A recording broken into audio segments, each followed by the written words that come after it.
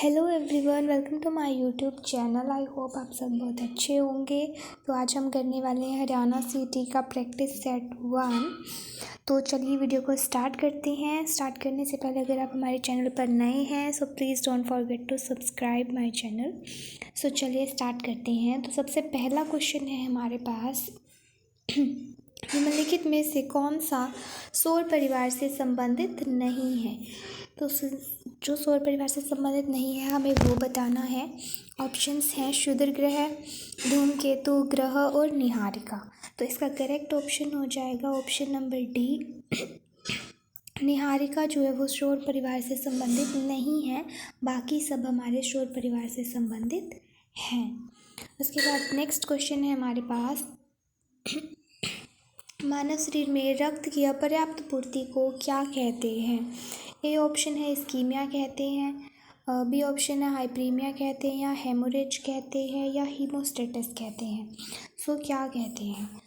सो इसका right answer होगा ए। जिस मानव शरीर में अपर्याप्त पूर्ति जब होती है रक्त की तो उसे इस्कीमिया कहा जाता है।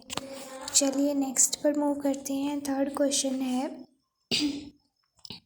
नील नदी का स्रोत क्या है। नील नदी का स्रोत क्या है। उसके ऑप्शन है lake Nasser, lake Victoria, lake Chad, lake Tanganyika. सोचिए इसका आंसर क्या होगा। तो इसका करेक्ट आंसर है option number B, lake Victoria नील नदी का स्रोत है। नील नदी मिस्र में बहती है जिस पर आसवान बांध भी बनाया गया है, और जो नील नदी है वो अफ्रीका और विश्व दोनों की सबसे बड़ी नदी है।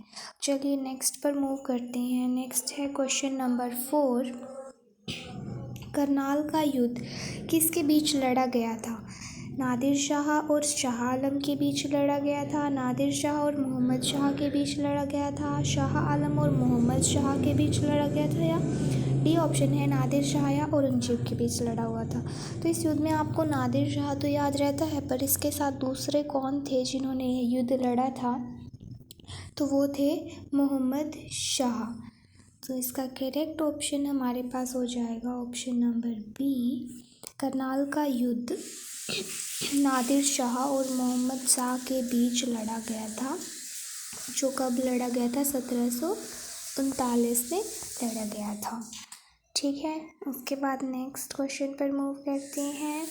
नेक्स्ट है 5th, रोवर्स कप किस खेल से संबंधित है, या किस खेल में विजेता टीम को दिया जाता है। ठीक है, सो फुटबॉल में दिया जाता है, बी ऑप्शन है बास्केटबॉल, सी नौका चालन, और डी वॉलीबॉल।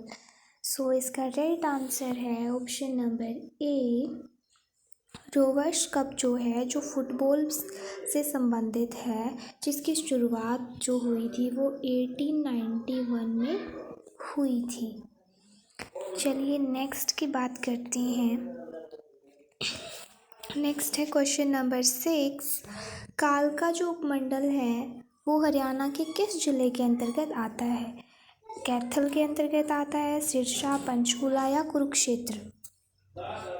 सो ये तो आई थिंक सबको आता होगा। तो जो कालका मंडल है उपमंडल है वो पंचकुला जिले के अंडर में आता है। तो चलिए नेक्स्ट पर मूव करते हैं। नेक्स्ट क्वेश्चन है 7th, एशिया और अमेरिका के तटों को छूने वाला महासागर कौन सा है। ऐसा महासागर जो एशिया और अमेरिका के तटों को छूता है वो अटलांटिक है, हिंद है, अंटार्कटिक है, या प्रशांत महासागर है। सो इसका राइट आंसर हो जाएगा ऑप्शन नंबर डी, प्रशांत महासागर, जो सबसे बड़ा महासागर है और एशिया और अमेरिका के तटों को छूता है। ठीक है, इसमें सबसे बड़ा गर्त मेरियाना गर्त भी स्थित है। चलिए नेक्स्ट क्वेश्चन पर मूव करते हैं। नेक्स्ट है, ग्रेव का रोग किस कारण से होता है। ऑप्शन ए है थाइमस की अति सक्रियता से, बी है थायराइड की अति सक्रियता से, या इनकी अल्प सक्रियता से। कौन सा ऑप्शन आएगा। तो इसका राइट आंसर हो जाएगा ऑप्शन नंबर बी, थायराइड की अति सक्रियता से इस ग्रेव नाम का रोग हमें हो जाता है। ठीक है, चलिए नेक्स्ट पर मूव करते हैं। नेक्स्ट है क्वेश्चन नंबर 9, क्वेश्चन नंबर 9 है कि जो कलंदर की मजार है उस पर मेला कहाँ लगता है? झज्जर में लगता है, पानीपत, सोनीपत या रोहतक? तो इसका राइट आंसर हो जाएगा हमारे पास पानीपत। कलंदर की मजार का मेला कहाँ लगता है? पानीपत के अंदर लगता है। ठीक है, so Panipat is the right answer. Next पर मूव करते हैं। पद्मश्री का सम्मान पाने वाली सबसे पहली अभिनेत्री कौन थी? तो हमें उस अभिनेत्री का नाम बताना है जिसको सबसे पहले पद्मश्री सम्मान दिया गया था। सो कानन देवी थी, देविका रानी, सुलोचना या नरगिस दत्त? तो इसका राइट आंसर हो जाएगा हमारे पास नरगिस दत्त। तो इस जो नरगिस दत्त थी वो पद्मश्री का सम्मान पाने वाली सबसे पहली अभिनेत्री थी। उसके बाद नेक्स्ट पर मूव करते हैं। नेक्स्ट है 11th। युग्मन और प्रतिकर्षण जो है किसकी दो अवस्थाएं हैं? विनिमय की अवस्थाएं हैं, सहलग्नता की हैं या व्यत्यासिका की हैं या उत्परिवर्तन की हैं?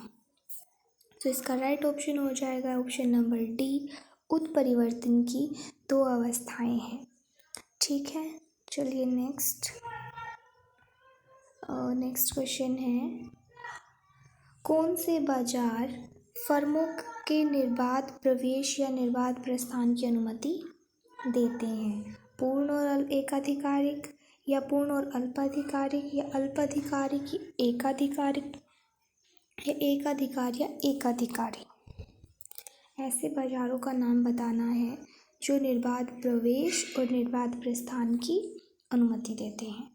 सो इसका राइट आंसर हमारे पास हो जाएगा बी, पूर्ण एवं अल्पाधिकार बाजार। ठीक है, उसके बाद नेक्स्ट पर मूव करते हैं। नेक्स्ट है क्वेश्चन नंबर 13। हरियाणा राज्य में वन्य प्राणियों के संरक्षण के लिए वन्य प्राणी संरक्षण अधिनियम कब लागू किया गया था? ठीक है, तो हमें बताना है कि वन्य प्राणी संरक्षण अधिनियम जो है वो कब लागू किया गया था। सो आपके पास ऑप्शंस हैं 1972, 1986, 1978 या 1980। सो जो वन्य प्राणी संरक्षण अधिनियम है वो शुरू किया गया था 1972। A is the right answer. जो वन्य प्राणी संरक्षण अधिनियम है ये 12 मार्च को ये 12 मार्च को शुरू किया गया था। ठीक है, और 1972 में किया गया था। उसके बाद नेक्स्ट पर मूव करते हैं। नेक्स्ट है 14th।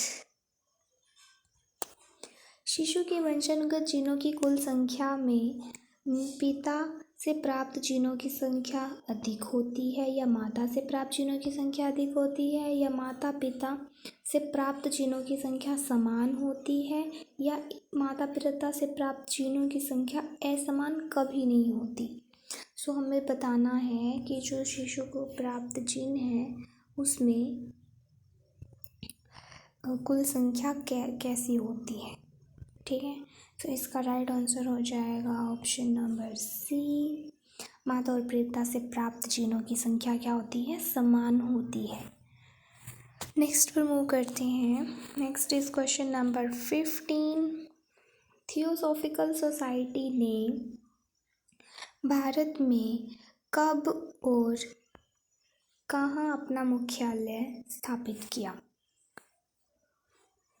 तो ए ऑप्शन है 1882 अड्यार में, 1885 वेलूर, 1890 आवड़ी, 1895 वेलूर।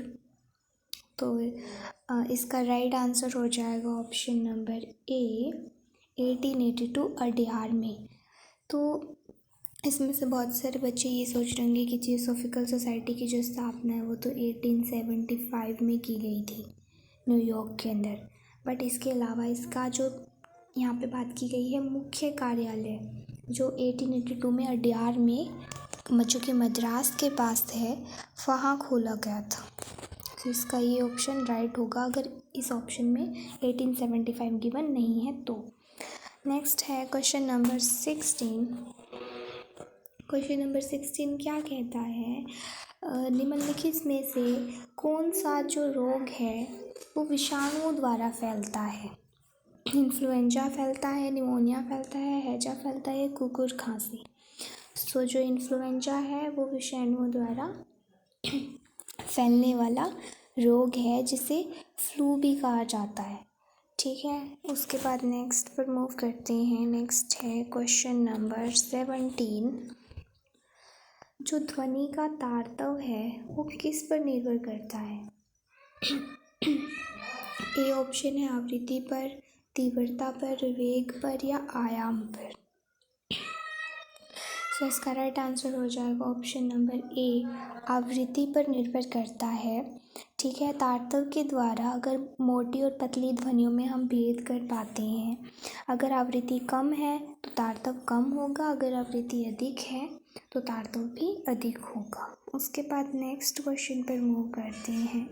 नेक्स्ट है क्वेश्चन नंबर 18। एक कृत्रिम पारिस्थितिक तंत्र निरूपित किया जाता है। ए मत्स्य पालन टंकी द्वारा, कृषि भूमि द्वारा या जल जीवशाला द्वारा या डी उपरोक्त सभी द्वारा।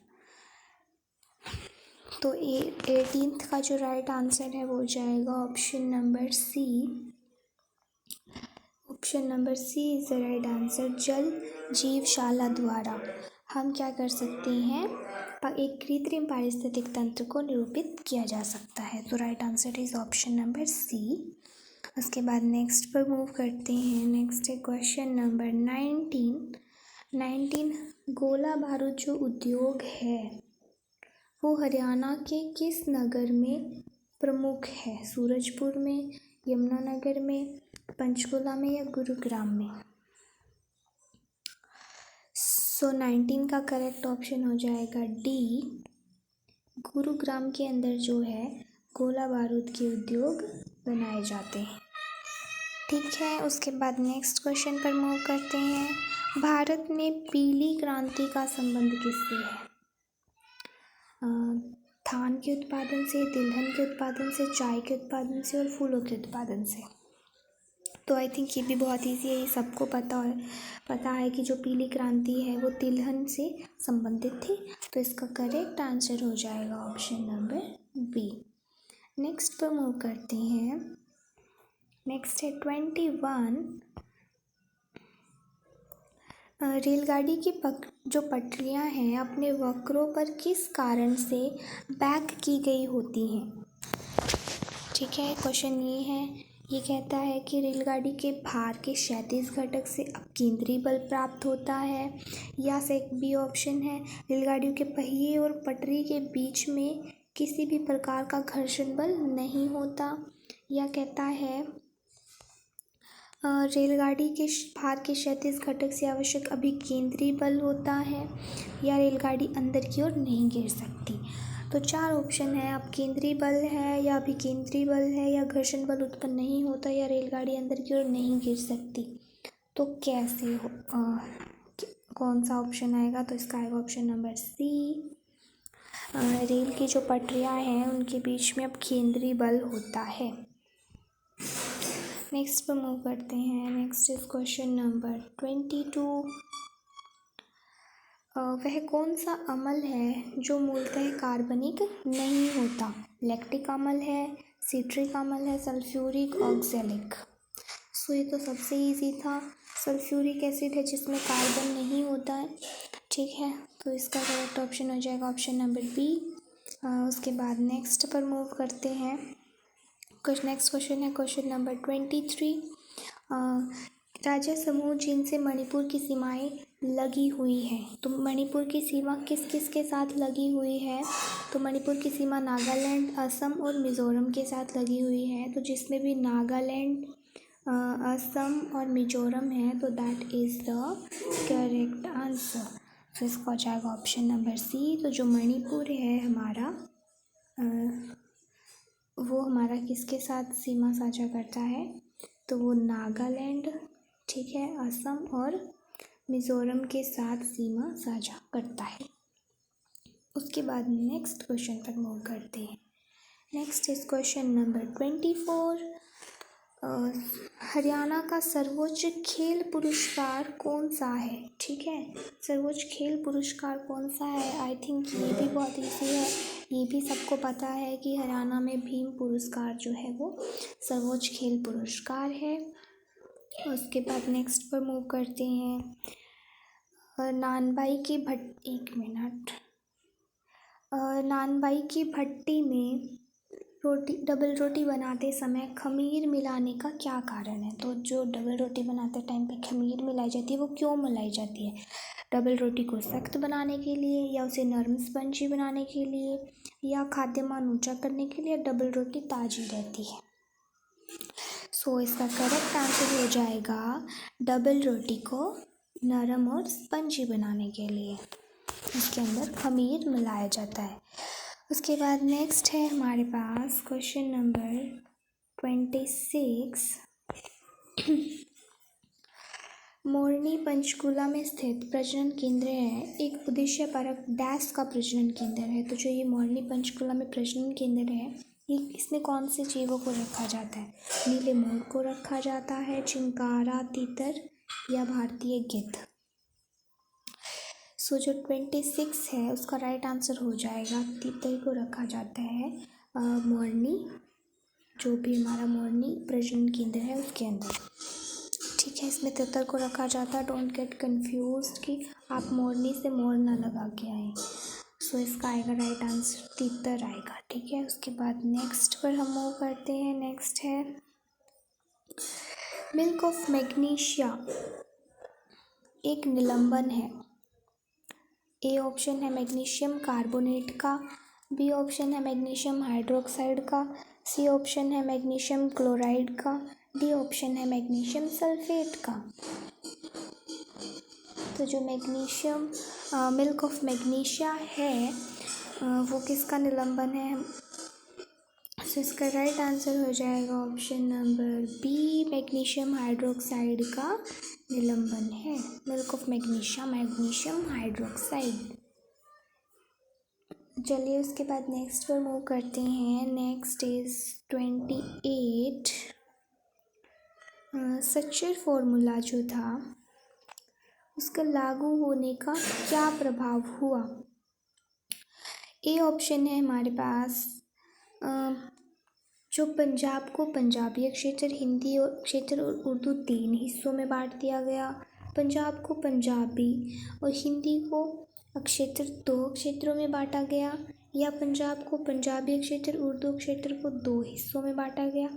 सो जो सच्चर फॉर्मूला था वो तो हिंदी और पंजाबी में ही तो डिवाइड किया गया था हरियाणा और पंजाब को, जो कि 1947 में किया गया था, जो उस टाइम पे पंजाब के जो मुख्यमंत्री थे भीमसेन सच्चर के शासनकाल में ये लागू हुआ था। सो इसका राइट आंसर हो जाएगा ऑप्शन नंबर बी, पंजाब को पंजाबी और हिंदी क्षेत्र 2 हिस्सों में बांट दिया गया था। सो नेक्स्ट पर हम मूव करते हैं। उसके बाद next is question number 29। Fatehabad से जो हरियाणा की जो सारा गुरपाल है वो किस व्यवसाय से जुड़ी हुई है? मॉडलिंग से जुड़ी हैं, एक्टिंग से जुड़ी हैं, संगीत से, या ए और बी दोनों से जुड़े हुए हैं? तो इसका करेक्ट ऑप्शन हो जाएगा ऑप्शन नंबर बी, जो सारा गुरपाल है वो एक्टिंग और मॉडलिंग दोनों से जुड़ी हुई हैं। उसके बाद नेक्स्ट पर मूव करते हैं। Next is question number 30। सहस्त्राब्दी ईस्वी पूर्व के पूर्व हड़प्पन नागरिकता से संबंधित डैश सजावटी आकार और शिल्प की एक विस्तृत श्रृंखला के साथ मिट्टी के बर्तन बनाने में कुशल थे। तो हमें बताना है कि कहाँ के सजावटी आकार और शिल्प जो है मिट्टी के बर्तन बनाने में कुशल थे। मेनली क्वेश्चन क्या है कि जो शिल्प बताने हैं हमें कि वो शिल्पकार कहाँ के थे जो मिट्टी के बर्तन बनाने में कुशल थे। ठीक है, सो 30 का आंसर हो जाएगा बनावली के जो शिल्पकार थे वो मिट्टी के बर्तन बनाने में कुशल थे। नेक्स्ट पर मूव करते हैं। नेक्स्ट है क्वेश्चन नंबर 31। लवणीय मृदा हरियाणा के किन भागों में पाई जाती है? 31 में पूछा गया लवणीय मृदा, जिसको ऊसर मृदा भी कहा जाता है, वह हरियाणा के किन भागों में पाई जाती है? गुरुग्राम में पाई जाती है, सोनीपत, रोहतक या ये सभी? तो इसका करेक्ट आंसर हो जाएगा डी, इन सभी भागों में लवणीय मिट्टी पाई जाती है। उसके बाद ये मिट्टी लवणीय क्यों होती है? ये इसमें किसकी कमी होती है? नाइट्रोजन की कमी के कारण से लवणीय मिट्टी कहा जाता है। ठीक है, अनुपजाऊ होती है जिसकी वजह से ये। इसमें सोडियम, पोटेशियम, मैग्नीशियम के लवणों का भी अनुपात बहुत अधिक मिलता है, इसलिए भी ये लवणीय होती है। चलिए नेक्स्ट पर मूव करते हैं। सुभाष चंद्र बोस पार्क कहाँ स्थित है? तो सुभाष चंद्र जो बोस पार्क है वो कहाँ स्थित है? ए ऑप्शन है हिसार, बी है अम्बाला, सोनीपत या फिर पानीपत। तो 32 जो है उसका राइट आंसर हो जाएगा बी, अम्बाला के अंदर सुभाष चंद्र बोस पार्क स्थित है। ठीक है, अम्बाला जो है इसके अंदर वायुसेना का पश्चिमी उत्तर मुख्यालय भी है। ठीक है, और अम्बाला को विज्ञान नगरी भी कहा जाता है। मैं यहाँ लिख देती हूँ, अम्बाला को क्या कहा जाता है? विज्ञान नगरी।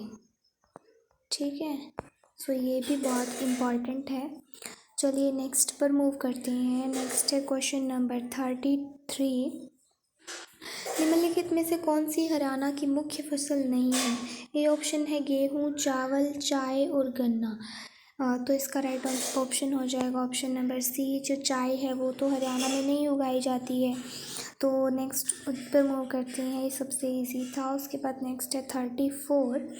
डैश जिला हरियाणा के हल्के इंजीनियरिंग वस्तु उद्योग के लिए प्रसिद्ध है। तो हल्के इंजीनियरिंग वस्तु उद्योग के लिए कौन सा जिला प्रसिद्ध है? ऑप्शंस हैं अम्बाला है, रेवाड़ी है, फरीदाबाद है या गुरुग्राम है। तो 34 का राइट आंसर हो जाएगा फरीदाबाद, जो है हल्की इंजीनियरिंग उद्योगों के लिए प्रसिद्ध है। यहाँ पर ट्रैक्टर, रबर टायर, रेफ्रिजरेटर जैसे उद्योग स्थित हैं। ठीक है, और जो हमारा फरीदाबाद है इसका गठन कब हुआ था? 1979 में हुआ था। ठीक है, उसके बाद नेक्स्ट पर मूव करते हैं। नेक्स्ट है 35। भारत के संविधान में जो मौलिक अधिकार हैं उनके बारे में कुछ पूछा गया है। तो ए ऑप्शन है हमारे पास मूल संविधान का हिस्सा थे, चौथे संशोधन द्वारा जोड़े गए थे, संसद द्वारा 1952 में जोड़े गए थे या 42वें संशोधन द्वारा जोड़े गए थे। तो मौलिक अधिकार इनमें से कौन सा ऑप्शन करेक्ट होगा? सो वो होगा जो मौलिक अधिकार है वो मूल संविधान का हिस्सा है। ठीक है, सो जो मौलिक अधिकार है वो भाग 3 में अनुच्छेद 12 से 35 तक है। ठीक है, उसके बाद नेक्स्ट क्वेश्चन पर मूव करते हैं। नेक्स्ट क्वेश्चन है हमारे पास 36। किस प्रदेश में गेहूं का सर्वाधिक अक्षेत्र है? सो गेहूं सबसे ज़्यादा कहाँ पाई जाती है? मध्य प्रदेश में पाई जाती है, उत्तर प्रदेश में, बिहार में या पंजाब में? तो 36 का राइट आंसर हो जाएगा option number B, Uttar Pradesh में सबसे ज़्यादा गेहूं उगाई जाती है। ठीक है, नेक्स्ट पर मूव करते हैं। भारतीय शर्करा अनुसंधान कहाँ स्थित है? सो भारतीय शर्करा संस्थान स्थित है कानपुर में स्थित है, लखनऊ में, झांसी में या कोयम्बटूर में स्थित है। तो 37 का राइट आंसर हो जाएगा ऑप्शन नंबर, एक minute, option number A is the right answer. Kanpur के अंदर क्या है? शर्करा संस्थान स्थित है। उसके बाद नेक्स्ट पर मूव करते हैं 38 क्वेश्चन। केंद्रीय कपास अनुसंधान कहाँ स्थित है? ऊपर वाले में हमसे पूछा गया था भारतीय शर्करा संस्थान पूछा गया था। ठीक है, इसमें है केंद्रीय कपास अनुसंधान कहाँ स्थित है? नागपुर में, मुंबई में, कानपुर में या अहमदाबाद में?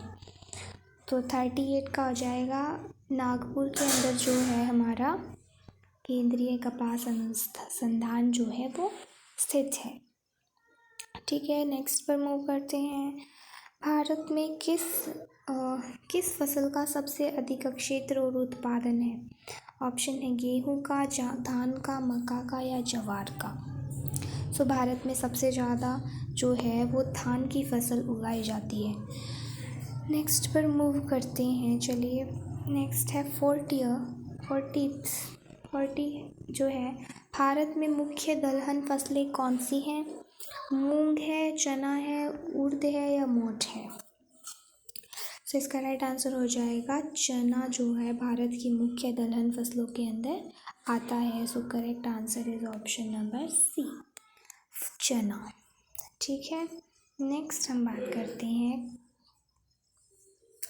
कागज बनाए जाते हैं। तो कागज किससे बनाए जाते हैं? हमारे पास ए ऑप्शन है अरहर से बनाए जाते हैं, अलसी फ्लेक्स से, बाजरा से या सनई से। सो इसमें सिंपल सी बात यह है कि अरहर और बाजरे से तो चावल बन ही नहीं कागज बन ही नहीं सकता। सो राइट ऑप्शन क्या होगा फिर? राइट ऑप्शन होगा ऑप्शन नंबर बी, अलसी फ्लेक्स से कागज पेपर बनाए जाते हैं। चलिए उसके बाद नेक्स्ट क्वेश्चन पर मूव करते हैं। नेक्स्ट क्वेश्चन है हमारे पास 42 के अंदर पूछा गया क्षेत्रफल की दृष्टि से हरियाणा का सबसे कम मात्रा में वन क्षेत्र वाला जिला कौन सा है? सो जहाँ पर सबसे कम वन है तो कौन सा है? रेवाड़ी है, फतेहाबाद है, गुरुग्राम है या जींद है। तो जहाँ पर सबसे कम वन है वो जिला है फतेहाबाद। फतेहाबाद के अंदर सबसे कम मात्रा में वन क्षेत्र पाया जाता है। ठीक है, उसके बाद नेक्स्ट क्वेश्चन मैथ्स का है। तो मैथ्स का क्वेश्चन मैं आपके साथ डिस्कस करती हूँ। और मैथ्स का